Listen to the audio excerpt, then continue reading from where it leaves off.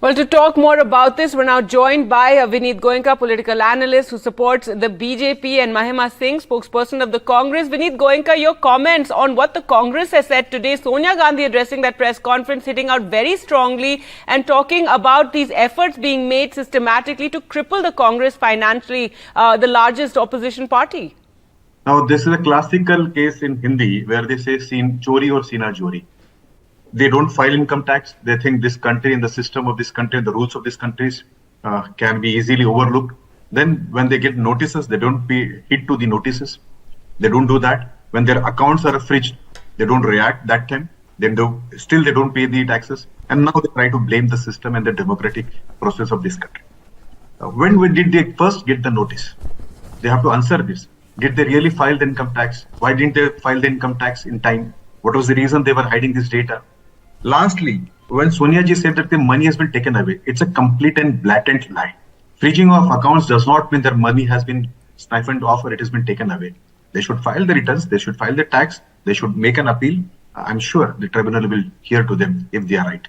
One of the notices pertains to 94, 95. So 30 years later, just before the Lok Sabha elections, a notice is issued. So the timing is what is being questioned by the Congress party as well. So I repeat what I said earlier, chori or sina chori. If they had received a notice in 1994 or 7 years back, was it not their duty to answer that notice? Why were they sleeping all these days? Where was Rahul Gandhi? Where was Sonia Gandhi all these 7 years? Why have they not filed this? Two, the argument that we should be only fined 10,000 rupees as penalty, and so even if even if we have done some chori, you can only fine us 10,000 rupees. I think does not hold ground. Three, who has given the notice? It has been given by department. Who has rejected their plea? One of the departments, right? They can go to the court. Now, if they want to say that even the courts work under Bharatiya Janata Party, then I'm helpless.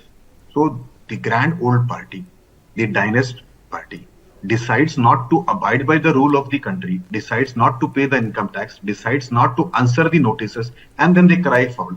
And madam, those people who have ruled this country by the law called as emergency between 75 to 78. Right. I think they have no right to say that. Allow me to respond, please. Yes, of course. Elected, you will always speak in Don't interject. Please don't interject. Or let him finish, then we will. I'll let you respond, Mahima Singh.